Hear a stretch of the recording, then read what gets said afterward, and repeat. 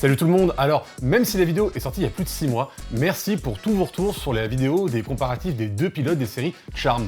Clairement, je m'attendais pas à un tel engouement et c'est devenu la vidéo la plus vue de ma chaîne et la moitié de mes abos viennent de cette vidéo. Donc déjà, merci beaucoup, je m'attendais pas à un tel engouement. Et depuis, je me suis en plus renseigné sur les reboots des séries des années 80 et 90 et je suis tombé sur des trucs dont j'avais pas du tout entendu parler.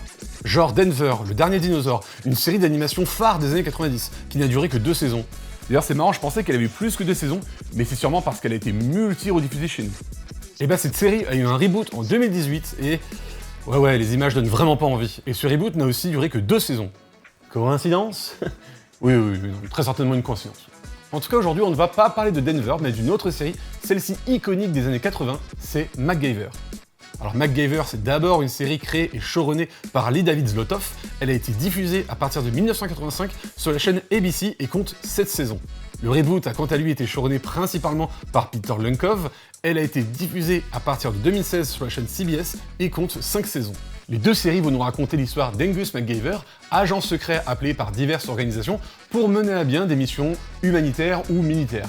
Et son personnage est caractérisé par un côté hyper débrouillard, se servant d'objets du quotidien pour résoudre les diverses péripéties qui se mettront au travers de sa mission.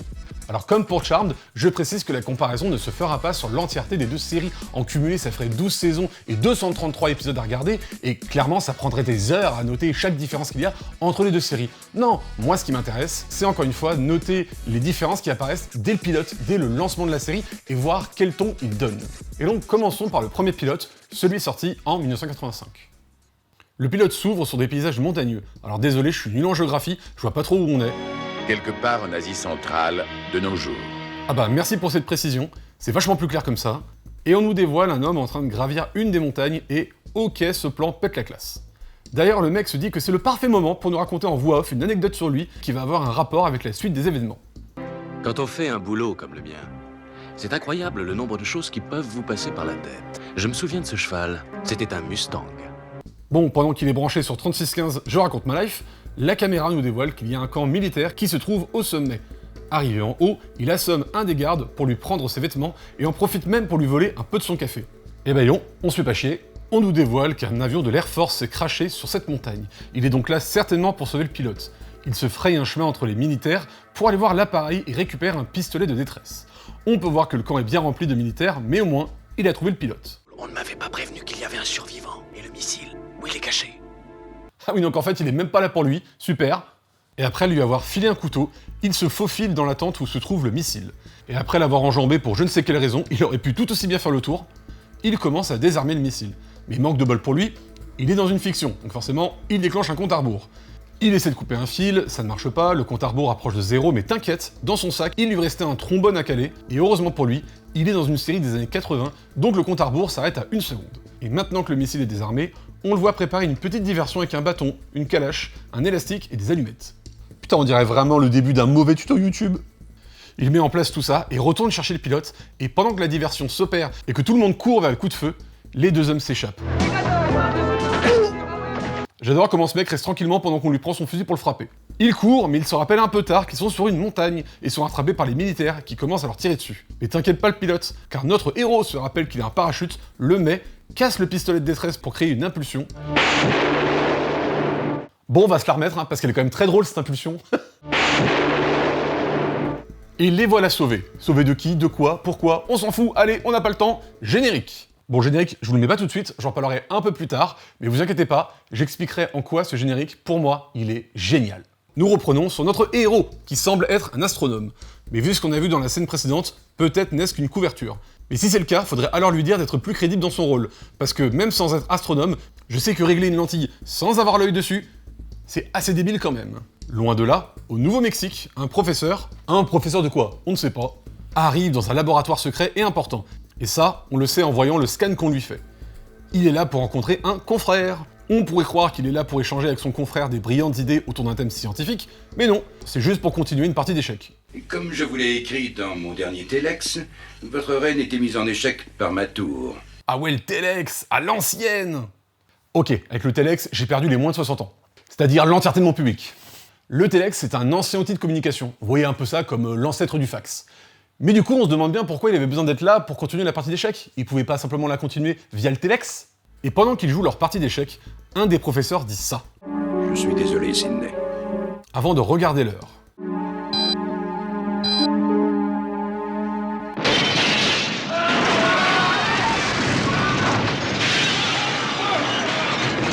Mais enfin tranquille les gars, hein, n'exagérez pas trop non plus. Un hélico arrive sur le site de notre héros, le sauveur de pilotes. Oui, je continue de l'appeler comme ça pour une bonne et simple raison. À ce moment-là de l'épisode, on ne l'a toujours pas présenté. On ne sait toujours pas comment il s'appelle. Quelqu'un sort de l'hélico et donne un peu de contexte à cette explosion auquel on vient d'assister. Les deux professeurs qu'on a vus sont deux candidats au prix Nobel de la paix, et l'explosion les a isolés du reste du laboratoire, rendant impossible leur sauvetage. C'est pratiquement impossible. Alors, il n'y a plus que vous. Je suis la seule option, si je comprends bien. Bah oui, c'est ce qu'il vient de dire. Il n'y a que moi sur Terre. Eh oui. Ah mec, arrête de te la péter, c'est bon, on a compris, tu es le seul, l'unique, tu es l'élu, c'est bon, on peut y aller? Bon, quand même, notre héros accepte et on le transporte jusqu'où se trouve le labo. Charlie Burke, voici MacGyver. Eh bah quand même, enfin on le présente, dites-vous qu'on est quasiment à la moitié de l'épisode. Il était temps. Et on nous refait encore un topo de la situation, au cas où le spectateur aurait commencé l'épisode à ce moment-là. On sait qu'on a les deux professeurs et un groupe de techniciens à sauver, mais on rajoute le fait que l'explosion a créé une fissure d'un conteneur d'acide sulfurique qui, s'il n'est pas stoppé vite, contaminerait les eaux de plusieurs états. Super, il y a plusieurs enjeux en même temps. Mais pas de quoi affoler MacGyver. Et il commence à descendre pour sauver tout ce petit monde et arrive devant le premier piège sur sa route. Enfin, quand je dis piège, eux ils appellent ça un système de sécurité. Mais bon, jugez par vous-même. C'est quoi ce système de sécurité de l'enfer? Et MacGyver allume 3 cigarettes, tire dessus un bon coup et recrache la fumée pour faire apparaître la traînée des lasers. Oh non, ils vont quand même pas essayer de nous faire croire qu'avec 3 pauvres soufflets de fumée, on voit tout ça. Il prend ensuite des jumelles et les casse pour récupérer les lentilles pour pouvoir faire rebondir les lasers entre eux. Malin! Et après s'être servi d'une lance à incendie pour soulever une poutre bloquant l'accès à une salle, il arrive à trouver une partie des rescapés. Mais toujours pas de trace de nos deux professeurs rescapés. Mais une scientifique dit qu'elle sait où ils se trouvent et se propose même de l'accompagner. Bon, écoutez... Spencer, Barbara Spencer. Eh bah soit, allons-y, plus on est de fous, plus on rit. Ils partent ensemble et arrivent dans un couloir où MacGyver est suffisamment clairvoyant pour voir le petit souci sur la porte, mais pas l'énorme erreur laissée par l'équipe technique. Et MacGyver, l'énorme souci dans cette scène, c'est pas la chaleur dégagée par les portes. C'est que ces portes ont ce qu'on appelle des barres anti-panique. Des barres que normalement on place sur les évacuations de secours, afin qu'elles permettent une ouverture rapide. Ça n'a aucun sens de placer ce genre de barres à une entrée de pièce. On les met justement sur des sorties, et en plus des sorties de bâtiments. Je sais, hein, c'est un détail à la con, et on peut pas reprocher ça à la série, mais j'ai tiqué dessus pendant toute la scène. Et après, sur leur chemin, ils vont trouver au sol des barres chocolatées. Comment pouvez-vous vous arrêter à de telles choses alors qu'il y a 2 vies à sauver là en dessous? Spencer, ça fait jamais de mal d'emmagasiner un peu d'énergie, mais il faut penser aux autres, mais aussi à soi. Oui, enfin gars, je te rappelle qu'on est pressé, parce qu'en plus de tous les enjeux de cet épisode, le responsable du site annonce de nulle part que finalement, c'est trop risqué d'attendre, donc ils vont envoyer un missile pour raser tout le complexe, et ce missile sera lancé dans 30 minutes. Ah bah oui, je comprends, on arrive au dernier tiers de l'épisode, donc faut bien garder l'attention du spectateur, et pour ça, on rajoute un enjeu. Ah tiens, un petit compte à rebours, c'est marrant, ça me fait penser à 24 heures chrono. Pendant ce temps-là, MacGyver et la scientifique sont occupés à gérer la fuite de l'acide. Faudrait pouvoir colmater cette fissure. Avec quoi? L'acide sulfurique qui coule là, c'est pas du petit lait? Avec ça. Des tablettes de chocolat? Pour une molécule d'acide, c'est du lactose et du saccharose. L'acide va réagir avec le sucre, ça va donner du carbone et une espèce de résine. Attends, c'est-à-dire que quand t'as pris des barres chocolatées, c'était pour ça? Mais pourquoi tu lui as pas dit? Au moins tu serais pas passé pour un con? C'est cette résine qui va faire office de mastic. Enfin, on peut toujours essayer. Oh bah oui, en plus c'est même pas sûr que ça marche. Nickel. Mais non, en fait je suis mauvaise langue, tout se passe bien. Vous pouvez donc noter une nouvelle technique pour colmater les brèches dans votre salle de bain. Je crois qu'on a réussi! Oui. Joli boulot, Spencer. Eh oh, c'est pas fini, je vous rappelle que vous avez encore 2 personnes à sauver, maniez-vous le cul! C'est bon, ils y sont presque, il n'y a plus qu'un mur qui sépare les 2 professeurs et MacGyver, et après avoir trouvé de quoi fabriquer l'équivalent d'une grenade pour faire un trou dans le mur, ils arrivent à retrouver les 2 professeurs bien vivants, amochés, mais vivants. Mais coup de théâtre, on apprend que c'est l'un des professeurs qui avait posé la bombe, voulant tuer lui et l'autre professeur ainsi que toutes leurs recherches. Oh bah dis donc, quel twist! Entre le fait qu'il s'est excusé et qu'il a regardé l'horloge avant que la bombe n'explose, on s'en serait pas du tout douté. Oh bah j'en suis tellement retourné, ça me fait des petits gazouillis dans l'estomac. Il explique qu'il venait de trouver comment enlever la couche d'ozone de la stratosphère. Sans la couche d'ozone, les rayons ultraviolets du soleil détruiraient toute vie sur Terre. Et il a voulu tout faire sauter avec eux pour empêcher l'armée d'utiliser ses découvertes. Bon, j'expliquerai après pourquoi cette scène est un bordel scénaristique sans nom. Pour ajouter un dernier enjeu à cet épisode, Spencer prend une balle en tentant de désarmer le professeur. Ouf. ça, c'est malin, Spencer. Vraiment, c'est très malin. Putain, ça me termine, il lui parle comme s'il parlait à une enfant capricieuse. Bon, même si elle est touchée, tous les problèmes sont réglés, et MacGyver trouve le moyen de communiquer en morse avec le disjoncteur des ampoules. Parce que, pourquoi pas. Et le lancement du missile est annulé. Spencer est pris en charge, tout est bien qui finit bien, avec un petit bisou en prime parce qu'on est dans les années 80, sans oublier une dernière scène rigolote avec un freeze frame à la fin. Parce qu'on est dans une série des années 80.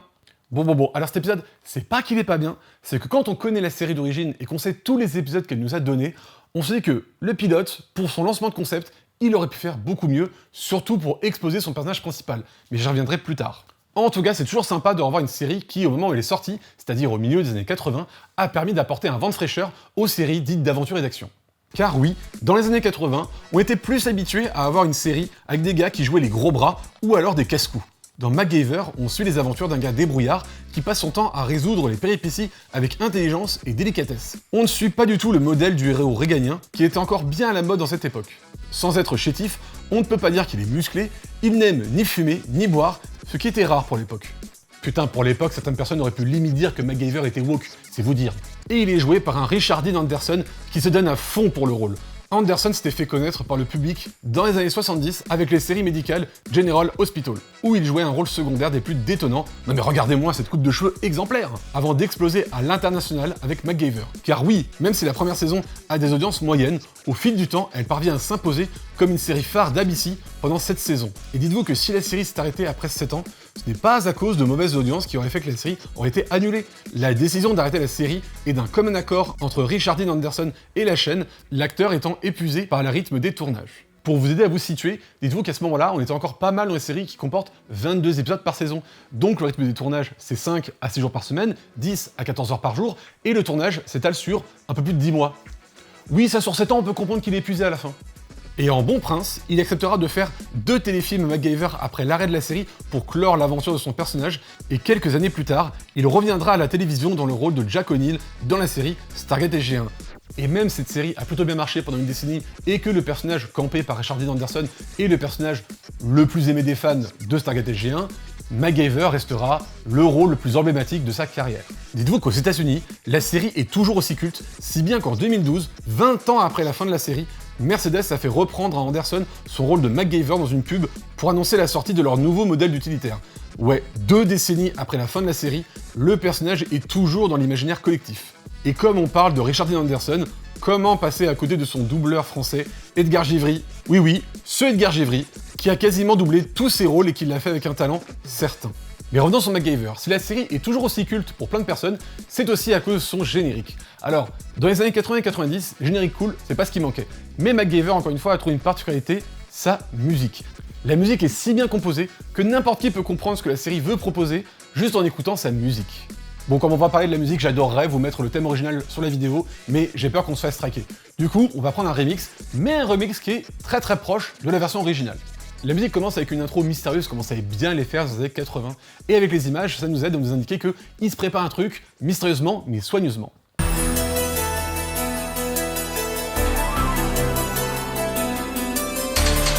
Un petit passage sonore pour nous teaser l'arrivée du héros avec tout le plan qui se déclenche.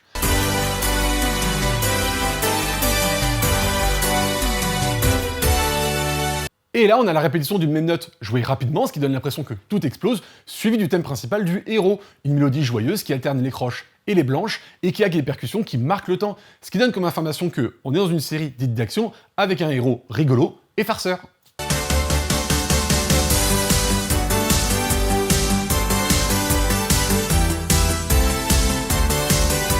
On a même un pont avec une descente diatonique, mais avec la mélodie qui suit cette descente avant de la faire remonter et repartir sur le thème principal, ce qui nous indique que le héros aura des péripéties, mais sera toujours son accommodé et arrivera toujours à retomber sur ses pattes.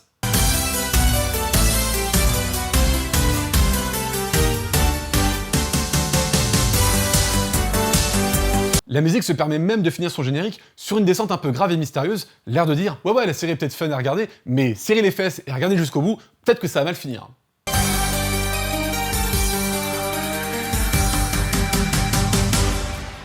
Vraiment, je trouve ça impressionnant à quel point en écoutant juste la musique du générique, on a déjà toutes ces informations-là. Et d'ailleurs, avant de passer au reboot de 2016, vous saviez que la chaîne d'origine avait déjà essayé de rebooter MacGyver en 2003.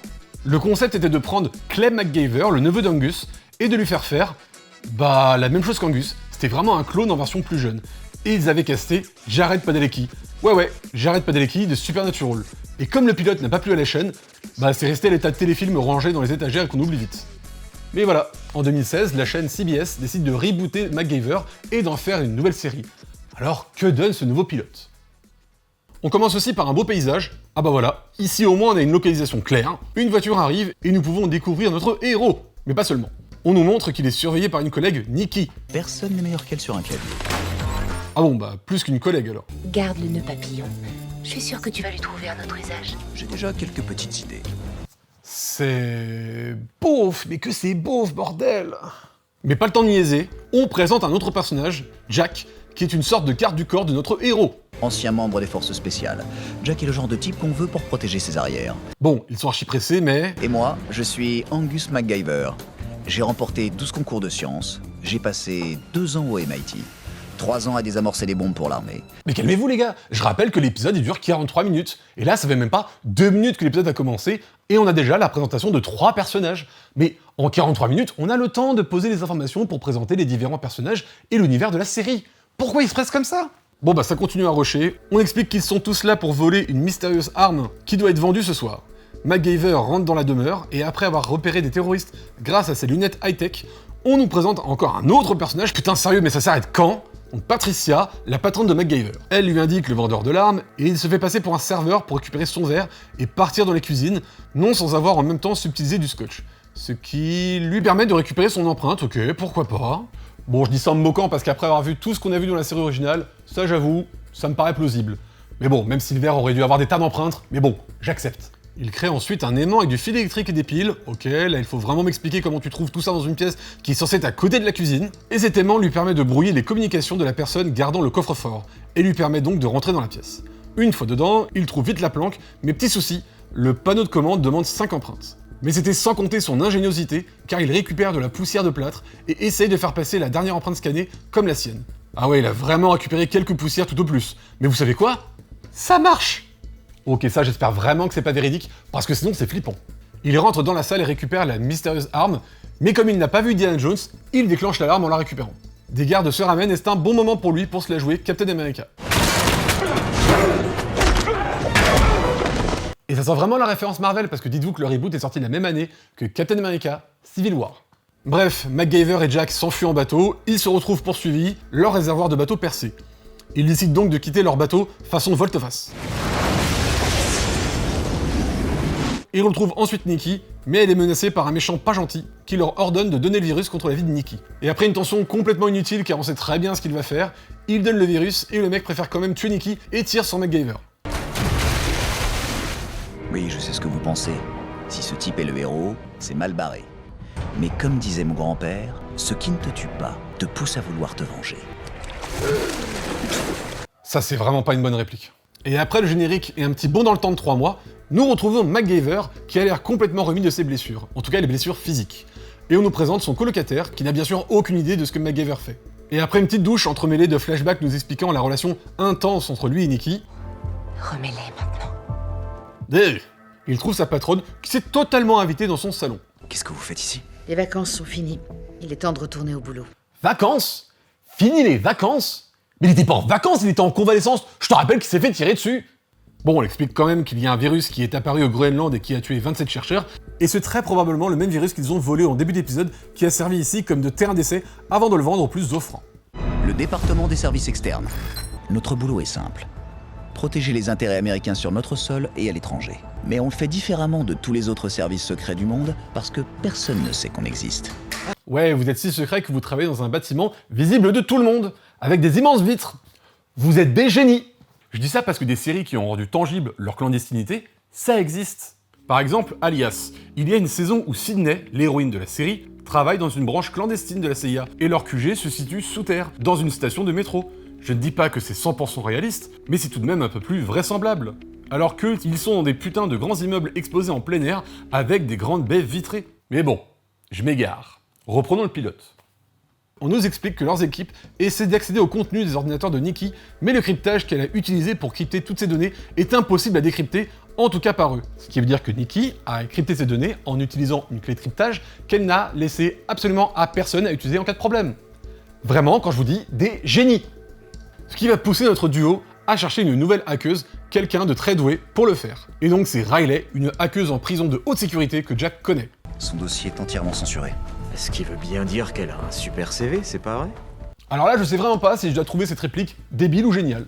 Et visiblement, quelque chose s'est passé entre les deux et elle en garde un très mauvais souvenir. Ceux pour qui je bosse maintenant, la CIA ne sait même pas qu'ils existent. Donc vous êtes du DSE? Je t'avais dit qu'elle était douée. Ouais, ou juste vous n'êtes pas discret comme organisation et tout le monde vous a repéré. Mais MacGyver et elle ont des valeurs communes. MacGyver lui propose donc de les aider en échange d'une remise de peine et elle accepte. Elle commence par démonter l'ordinateur de Nikki à sa façon. Pourquoi interroger le prisonnier quand on peut lire dans son esprit? Ouais, et pourquoi défoncer l'ordinateur au risque de détruire le disque dur alors qu'on peut simplement démonter l'ordinateur? Attendez, ils avaient même pas démonté l'ordinateur! Et elle arrive à retrouver des images de la personne ayant abattu Nikki, mais elle arrive aussi non seulement à l'identifier, mais aussi à le retrouver en quelques secondes. Toute l'équipe se rend donc à l'hôtel où il réside pour empêcher la vente du virus. Et pour éviter d'avoir à fouiller tout l'hôtel pour retrouver le Gus, MacGyver a une technique bien connue en fiction, mais au moins, la fabrication est originale. Le fameux dicton « il n'y a pas de fumée sans feu » n'est pas toujours vrai. L'acide chlorhydrique mélangé à de l'ammoniac et du papier aluminium crée une réaction chimique qui produit beaucoup de fumée.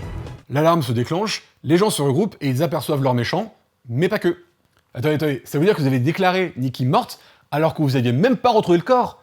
Nikki et MacGyver ont tous les deux reçu une balle et sont tombés dans une rivière, l'un survit, et l'autre, on la déclare morte au prétexte qu'elle a reçu une balle? D'accord, la cohérence est dure à trouver dans cette série, mais d'accord. Et c'est pas aidé par la scène d'après, qui nous montre une course-poursuite entre MacGyver et Nikki, qui finit par elle montant dans une voiture, pendant que l'autre méchant pas gentil essaie de l'abattre, mais qui finit dans une petite allée, où là, il approche tranquillement de MacGyver sans lui tirer dessus, on sait pas pourquoi, ça se voit à 10 km que MacGyver a préparé un piège, mais lui vient quand même pile dessous pour qu'il le déclenche. Mais attendez, si ça vous pose problème, vous êtes pas prêt pour ce qui va suivre.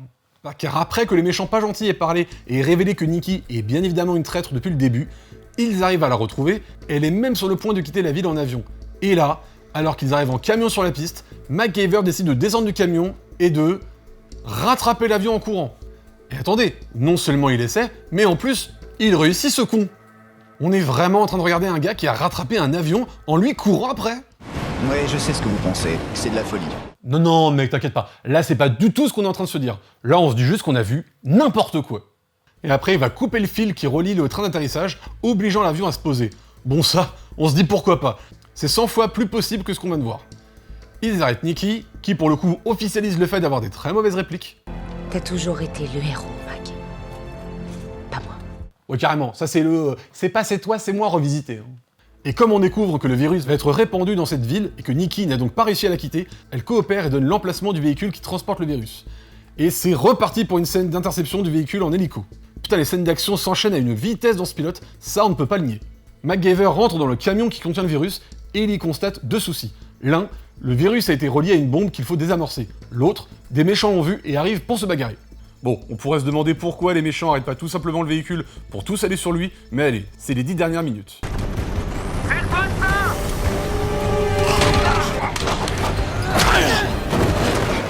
J'aime ça change un peu et ça reste dans le caractère du personnage. Putain, le mec me fume, t'as l'impression que le trombone, il faut vraiment en avoir un tout le temps sur toi, c'est la solution à tous les problèmes. Bon, finalement, il n'aura pas le temps de désamorcer la bombe, mais prend au moins le virus. Reste plus qu'à trouver le moyen de sortir. Prenez une bâche, fixez-y des liens. Avec un peu de résistance au vent, vous obtenez un parachute. Ouais bon, on essaie vraiment de nous faire croire que le mec a créé ça en 10 secondes, mais tu sais quoi, j'accepte. Avec ce qu'on a vu, on est vraiment plus à ça près. Bref, il est sorti du véhicule, le véhicule explose, pas de virus lâché dans l'atmosphère. Ça va? Mon pote sauve le monde avec du style! Mais qu'est-ce que tu racontes? Le virus allait être lâché dans une ville. Pourquoi vous auriez sauvé le monde? C'est pas déjà bien de sauver une ville? Nous finissons cet épisode sur les gentils qui fêtent leur victoire chez MacGyver autour d'une bière, pendant que leur patronne leur explique que dû au fait que Nikki connaisse toute leur organisation secrète, et en même temps elle semblait être secrète pour personne cette agence, la décision a été prise de tout fermer pour la recommencer à un autre endroit. On espère avec un peu plus de succès. Et la dernière scène nous montre Nikki en train d'être transportée dans un véhicule qui arrive à s'enfuir, teasant le fait qu'on va sûrement la revoir dans les prochains épisodes. Bon bah clairement, ce pilote il manque pas d'action et il est très bien rythmé, vraiment on s'emmerde pas une seule seconde, et il apporte son lot de nouveautés comparé à la série originale, et j'aime certaines modifications, et d'autres, j'ai un peu plus de mal. Mais avant de faire la comparaison entre les deux, voyons l'équipe de cette nouvelle série. Cette nouvelle version de MacGyver est showrunnée par Peter Lenkov. C'est d'abord un producteur qui a eu une longue carrière de télévision et a bossé sur beaucoup de séries comme 24 heures chrono, Les Experts Manhattan et Salvation, avant de passer showrunner sur les séries Hawaii Five-O, MacGyver et Magnum. Ouais, que des reboots de licences de séries connues. Bon, par contre, le petit Lenkov, faut pas bosser avec lui. En 2020, arrivent plusieurs plaintes de la part des équipes des différentes séries sur lesquelles il travaille. Ouais, parce que le mec showrunnait les 3 séries en même temps. Un taré. Et les accusations qui portent sur lui, c'est pas des petits trucs, hein. On l'accuse d'insultes, d'humiliation et d'harcèlement. Bref, d'avoir un comportement méga toxique. Du coup, CBS lance une enquête en interne et le licencie finalement quelques mois plus tard. Et d'ailleurs, je vous préviens, c'est pas la dernière fois qu'on parle d'un showrunner complètement toxique sur cette chaîne. Côté casting, on a dans le rôle titre Lucas Steele. Sa carrière commencera jeune dans le rôle de Jack Cash dans le film Walk the Line, et après un petit tour dans le film Hannah Montana. Je suis désolé, fallait que je le place celui-là. Il jouera Havok dans le reboot de la série X-Men First Class. Ah, visiblement, il aime bien les reboots, hein. Et après avoir commencé la série MacGyver, il est choisi pour camper le rôle principal du film Monster Scar. Quoi ? Vous connaissez pas Monster Scars ? Vraiment ? Bah c'est normal, parce que le film s'est planté. Mais alors, il s'est planté. Mais alors, parfaitement. Avec un budget de 125 millions, il a eu à peine 65 millions de recettes dans le monde. Ouais, bah le film s'est mangé un four de compétition. Et depuis la fin de MacGyver, il a fait quelques séries et direct-to-vidéo. À côté, nous avons George Heads. Je pense que beaucoup d'entre vous l'ont repéré, qui est surtout connu pour le rôle de Nick Stokes dans la série des Experts, rôle qu'il a occupé pendant 15 ans. Sinon, on a Tracy Spiridakos, qui est surtout connu pour avoir joué Charlie dans la série Revolution. Et si vous avez aussi oublié cette série, c'est normal. Et on a Tristan Mays, qui a joué Sarah Salvatore dans la série Vampire Diaries. Ça par contre, faut pas l'oublier cette série. Bon maintenant, attaquons la partie que tout le monde attend, c'est-à-dire, quel est le pilote que je préfère entre les deux ? La série originale ou le reboot ? Eh ben c'est chiant. C'est chiant parce qu'en soi, je préfère la série originale, mais le pilote de la série originale, eh ben il est pas ouf. Et le pilote du reboot, eh ben il y a plusieurs décisions que j'aime pas, mais je comprends pourquoi cette décision a été prise. J'aime juste pas l'exécution. Mais avant de vraiment pleinement en parler, parlons des 2 réalisateurs qui ont fait les 2 pilotes des séries. Le pilote de la série originale est réalisé par Alan Smithy. Oh bah tiens, ça commence fort. Pour ceux qui savent pas, Alan Smithy, c'est un pseudonyme que peuvent utiliser réalisateurs ou scénaristes quand ils ne veulent pas se créditer par leur propre nom sur leurs œuvres, trouvant que l'œuvre finale ne correspond pas du tout à ce pourquoi ils ont travaillé. Ils peuvent donc utiliser à la place de leur propre nom le pseudonyme Alan Smithy. Et cette décision est souvent due à des différends entre eux et la production, et arrive le plus fréquemment pendant la post-production du film, là où il y a des grosses réécritures du projet qui peuvent arriver. Mais bon, Internet étant ce qu'il est, j'ai pu retrouver le nom du réalisateur qui a réalisé ce pilote. Gerald Friedman, qui a depuis expliqué les raisons de ce choix dans des interviews. Il a expliqué que les producteurs, qui étaient des personnes qui venaient de la comédie, voulaient une série sans temps mort, donc une très grande difficulté de développer des enjeux ou de développer des personnages, car il faut faire une pause dans le récit pour faire ça, et exigeaient d'éclairer des décors et des personnages de façon très uniforme, alors que Friedman voulait travailler des ambiances avec ses lumières. D'ailleurs, dites-vous qu'à cause de ça, les producteurs ont essayé de virer le directeur de la photographie, car ils jugeaient la photographie trop sombre. Quand tu sais que le directeur de la photographie sur le pilote, c'était Tak Fujimoto, qui est connu pour avoir bossé sur Le Silence des Agneaux et Sixième Sens, donc bon, c'est pas non plus Jean-Michel Tocard. Et si sur ça, tu rajoutes le fait que les producteurs aimaient bien bypasser complètement le réel et qu'ils aimaient bien se ramener sur le plateau pour aller directement voir Richard Dean Anderson pour lui dire comment jouer et comment donner ses répliques, et bah là, t'obtiens un bon cocktail des familles pour donner l'ambiance d'une guerre civile entre le réal et ses producteurs. Je vais nuancer un peu car Gerald Friedman nous apprend aussi que les prises de vue pour la scène d'ouverture ont nécessité 7 jours de tournage et qu'ils ont écrit une grande partie du scénario sur place. Et là on comprend un peu mieux le comportement des 2 producteurs. Dites-vous que, pour un tournage d'une série qui va durer 22 épisodes par saison, on essaie que chaque épisode, le tournage dure 10 jours. 10 jours ça a l'air peu pour tourner un épisode, mais dites-vous que quand on a 22 épisodes par saison, bah si chaque épisode dure 10 jours, à la fin de l'année on a 220 jours de tournage. Sachant qu'en plus, chaque épisode va apporter son lot de retard, dû à la météo si on tourne en extérieur, ou autre si on fait des réécritures, ou si on a des petits problèmes entre les prises, ou entre changements de lumière, ou des autres problèmes qui peuvent arriver par-dessus. Et si chaque épisode a un retard de 2 ou 3 jours de tournage, ce qui peut facilement arriver, à la fin, on a 2 mois et demi de tournage supplémentaire. Donc bref, comme je disais, souvent les épisodes de séries américaines essaient de faire un épisode en 10 jours. Et dans les interviews, Friedman nous explique qu'ils ont fait 7 jours de tournage rien que pour les premières séquences dans les montagnes. 7 jours! Et quand une prod remet un pilote à une chaîne, la chaîne ne regarde pas que la qualité de l'épisode, elle va aussi regarder son coût de production et le délai et le temps qu'elle a pris pour le tournage, afin de savoir si c'est rentable et si on peut faire confiance à une mode de production pour rendre un épisode tous les 7 ou 10 jours à une chaîne. Donc oui, Quand on sait ça, on comprend un peu plus les décisions des producteurs de vouloir éclairer uniformément les personnages dans les décors, car comme ça, on gagne du temps entre les changements de cadre dans le même décor. On gagne du temps parce qu'on est déjà en retard. Et ça, c'est quelque chose que confirme d'ailleurs Friedman. Lui-même dit dans les interviews qu'ils étaient toujours en retard dans les délais de ce pilote. Et à la fin de la post-production, Friedman a rendu un pilote au producteur de 2 heures. 2 heures! Mais c'est énorme! Donc forcément, les producteurs ont remonté le pilote pour en faire un 90 minutes, la durée d'un téléfilm. Car oui, si vous saviez pas, dans les années 90, les chaînes commandaient souvent des pilotes d'une durée de 90 minutes. Comme ça, même si le pilote ne plaisait pas à la chaîne et qu'il n'en ferait pas une série avec plusieurs épisodes, ils pouvaient au moins diffuser ce truc-là comme un unitaire sous la forme d'un téléfilm sur leur chaîne. Comme ça, même si la chaîne n'investit pas dedans, ils peuvent essayer au moins d'amortir le coût de production avec les pubs diffusées pendant la diffusion du téléfilm. Et qui sait, s'il y a une très bonne audience sur ce téléfilm et que le public a une bonne réception et en demande plus, eh ben ils pourront revenir sur la décision. C'est vraiment tout bénef. Et c'est pour ça qu'on a beaucoup de séries dans ces années-là qui ont des pilotes en 2 parties. Car oui, 2 pilotes, 2 épisodes de 45 minutes, pouf, 90 minutes, 1h30. Bref, toute cette digression pour dire que c'est au moment où le montage de son pilote est passé de 2 heures à 1h30 que Friedman a utilisé son droit à utiliser le pseudonyme Alan Smithy. Et c'est très certainement à cause de ce nouveau montage fait par les producteurs que j'ai tous ces soucis avec ce pilote.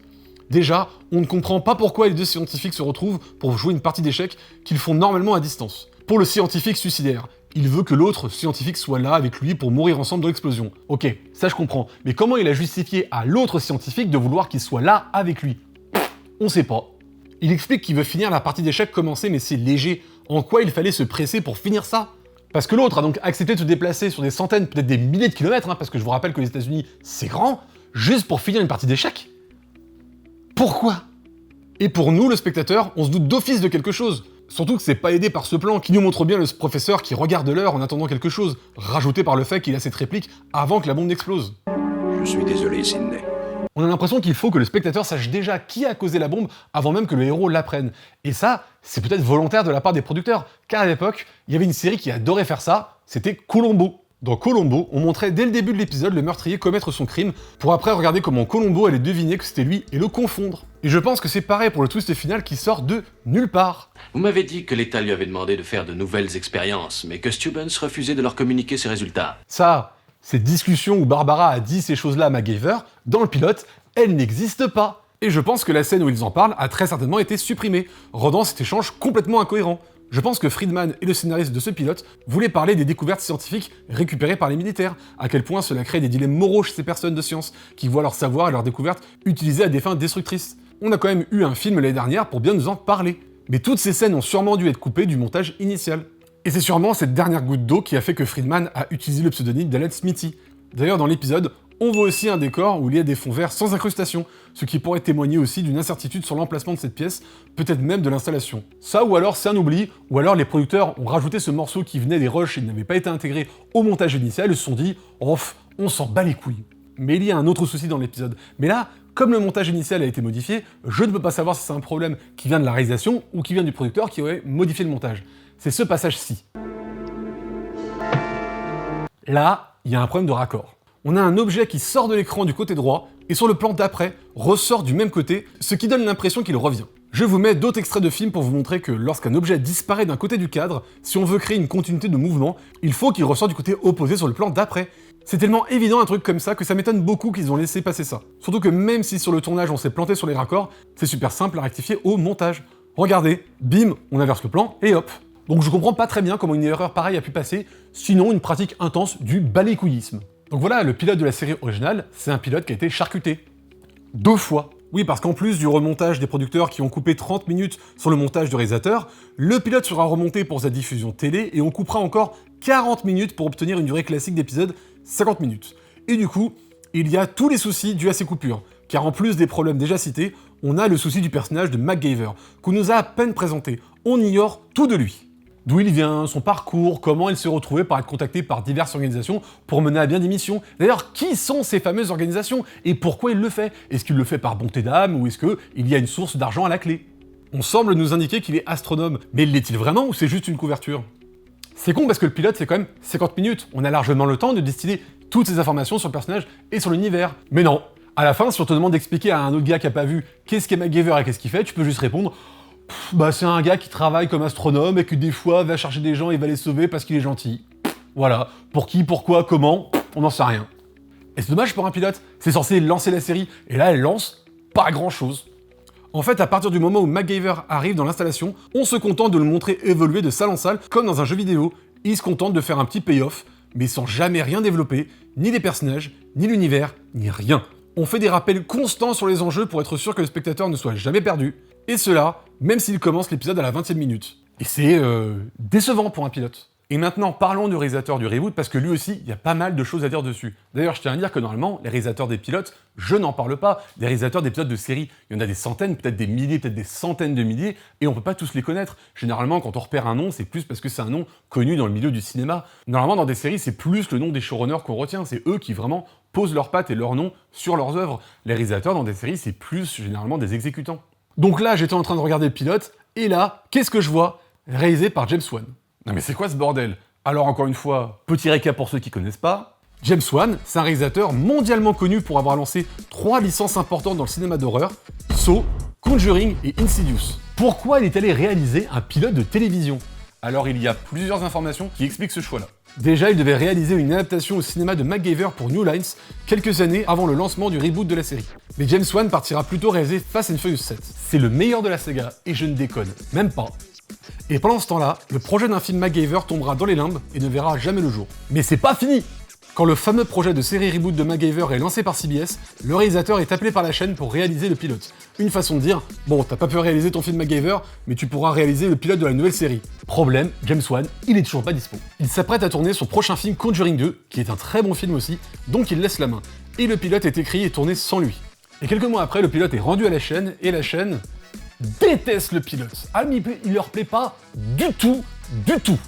Et la chaîne déteste tellement le pilote qu'il décide de rappeler James Wan et de lui laisser carte blanche pour tout réécrire et retourner entièrement le pilote, en lui donnant quand même quelques directives sur ce qu'il souhaite voir à l'écran. Ah ouais, c'est chaud. Et dites-vous donc, ce nouveau pilote tourné par James Wan, bah il me plaît pas. Et d'ailleurs, devinez quoi? Dans ce nouveau pilote tourné par James Wan, eh ben il y a aussi un souci de raccord. Dans une scène que je vous ai pas montrée, située dans l'ouverture du pilote, on y voit Jack qui se fait découvrir par un garde et qui va créer une diversion avant de l'assommer. Petit souriez. Et regardez, même là, son bras ne correspond pas à ce qui est filmé, et encore une fois, on pouvait facilement le corriger de la même manière. Tac! Sinon, je pense que tout le monde aura vu la principale différence de ce reboot avec la série d'origine, c'est l'âge de MacGyver. Dans la série originale, il semble être dans une bonne trentaine, alors que dans le reboot, on nous montre une version beaucoup plus jeune, dans le début de la vingtaine. Et ça, c'est dit à ce moment. J'ai passé 2 ans au MIT, 3 ans à désamorcer les bombes pour l'armée. Donc on peut estimer qu'il a 23-24 ans. Et pour le coup, rajeunir le personnage, je trouve que c'est une bonne idée. De une, je trouve que le caractère de MacGyver collerait encore mieux avec un personnage plus jeune.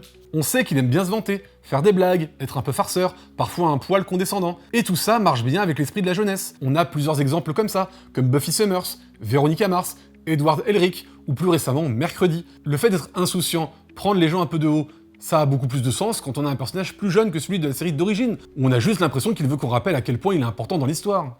Il n'y a que moi sur Terre. Eh oui.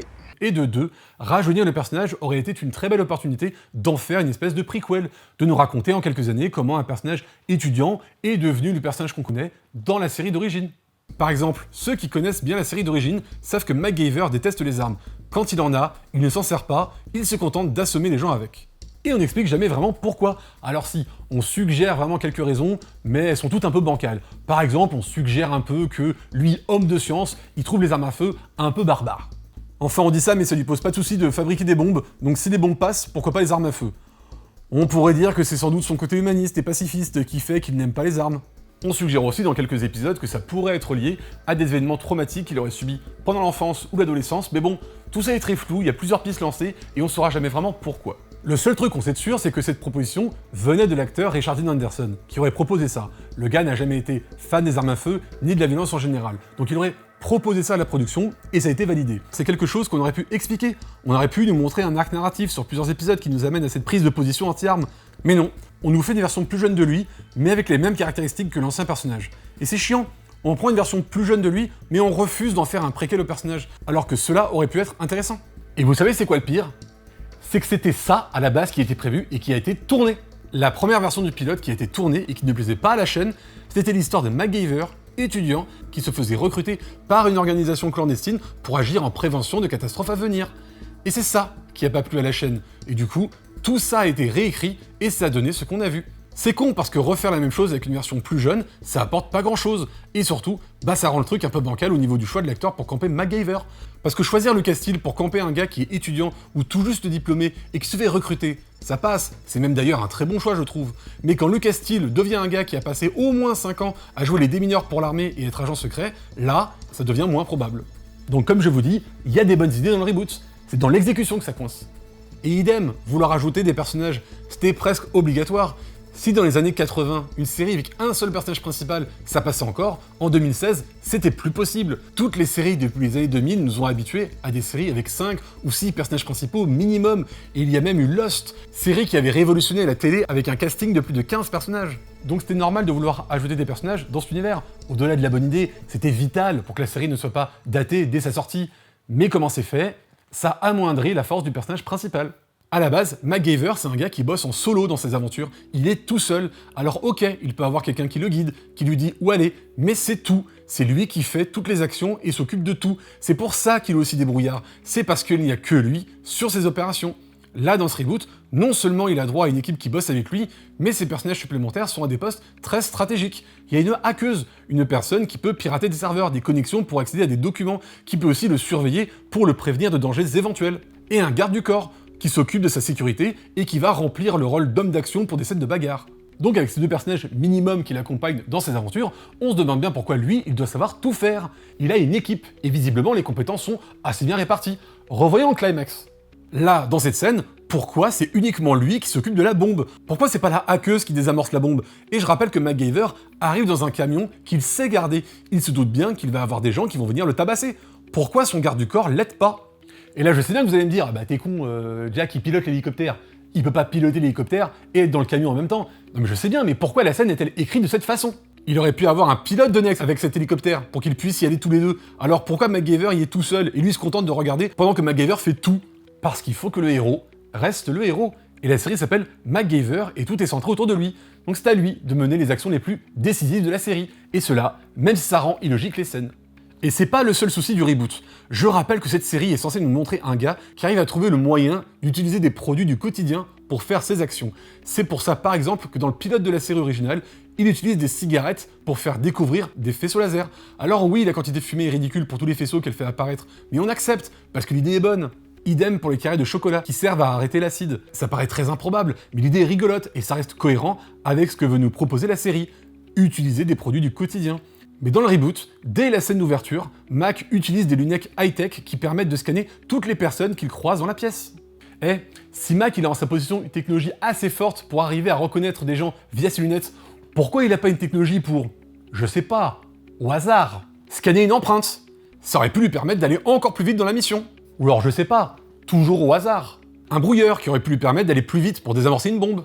Mais c'est dingue ça de pas comprendre à ce point les séries qu'on reprend. On peut pas à la fois dire qu'un personnage a en sa possession une technologie high-tech quand il y a un intérêt assez mineur dans l'épisode, et quand il y a un véritable enjeu pour la réussite de la mission de cet épisode, totalement les oublier. C'est soit il en a, soit il en a pas. Dans la série d'origine, Angus MacGyver n'a aucune haute technologie à sa portée. Il n'utilise que des objets du quotidien. Il y a rien que ça. Et dans le reboot, des fois il y a de la technologie, des fois il n'y en a pas, c'est suivant quand ça sert le scénario. Quand le scénario a envie de le voir utiliser des objets du quotidien, il le fait. Et quand il veut frimer en montrant des objets high-tech, il le fait aussi. Et je sais bien qu'on va me dire, bah oui, mais le mec il est agent secret dans un truc style CIA dans les années 2016. Bien sûr, on a vu plein de séries style Alias, Mission Impossible, même James Bond, qui nous ont montré ce genre-là. Et je vous répondrai, oui. Et c'est bien le problème de prendre un personnage comme ça, comme MacGyver, et le rendre membre d'une organisation. Car ce qui m'a achevé dans cette nouvelle version, c'est que MacGyver n'est plus un électron libre que les gens viennent chercher quand ils ont besoin de lui. Dans ce reboot, MacGyver est membre d'une organisation clandestine. Il est membre comme étant un salarié dans une entreprise. Et je sais que beaucoup vont me dire, bah oui, mais dans la série d'origine aussi, au début de la 2e saison, il rentrait comme membre de cette même organisation clandestine. Et je vais répondre que oui, je trouvais déjà que c'était un défaut, déjà dans la série d'origine. MacGyver a été présenté comme un gars en freelance, un gars qu'on vient chercher en cas de problème, et qui peut choisir s'il dit oui ou non à une mission. Et s'il dit oui, il peut poser des conditions. C'est lui l'élément qu'on vient chercher, c'est lui qui a le levier. En devenant membre d'une organisation, il n'est plus en freelance. Ce n'est plus lui qui choisit ses missions, qu'il accepte ou non. C'est son patron qui lui assigne ses missions. Il n'a plus aucun levier. il doit faire ce que lui demandent ses supérieurs hiérarchiques. J'ai l'air de jouer sur un détail pour moi, mais c'est pas du tout la même symbolique.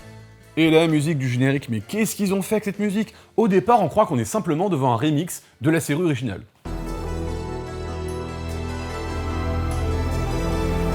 Et après, ça part dans un truc lambda que personne ne retiendra, tout ça parce qu'il faut que ça dure moins longtemps que la série d'origine.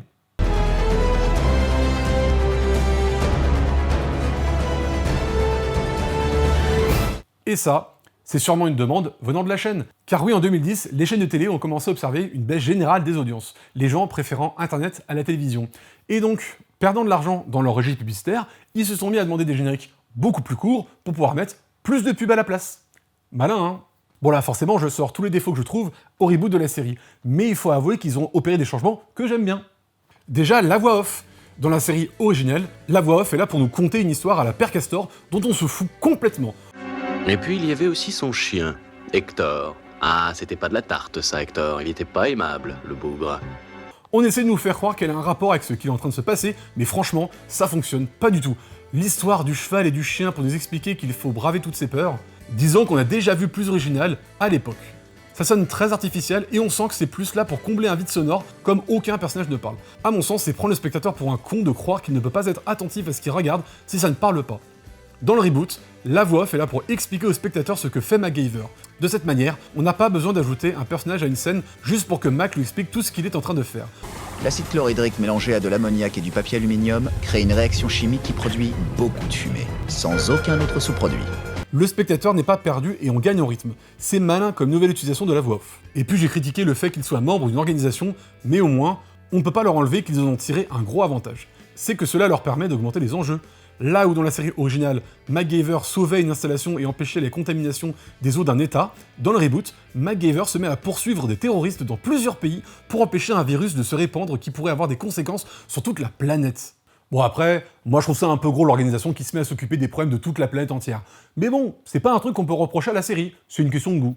Après, je précise encore une fois que vous aimez ce que vous voulez. Moi, je vous précise mon point de vue, et même si j'essaie de trouver des arguments, à la fin, ça reste un point de vue assez subjectif. Et d'ailleurs, si vous avez vu les deux séries, j'aimerais bien connaître votre opinion sur quelle est la meilleure et pourquoi. Encore une fois, l'espace commentaire est là pour ça.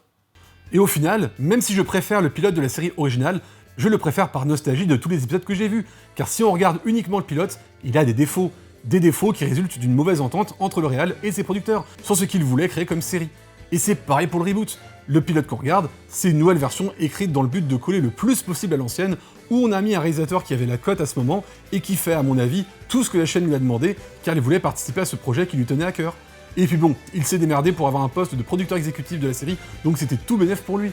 Et d'ailleurs, si vous voulez revoir les deux séries, la série originale est disponible sur Canal+, et le reboot est disponible sur Apple TV+. Et ben en tout cas, c'était toujours aussi cool de comparer les pilotes des deux séries. D'ailleurs, je ne pensais pas avoir autant de choses à en dire dessus quand j'ai commencé à la regarder, donc je pense que je continuerai le format parce qu'il me plaît beaucoup, et il a l'air de vous plaire beaucoup, en tout cas, on verra avec la réception de cet épisode. Et si ça vous a plu, et ben comme d'habitude, n'hésitez pas à liker, commenter, partager, dites-moi ce que vous en pensez, et à bientôt pour de nouvelles séries.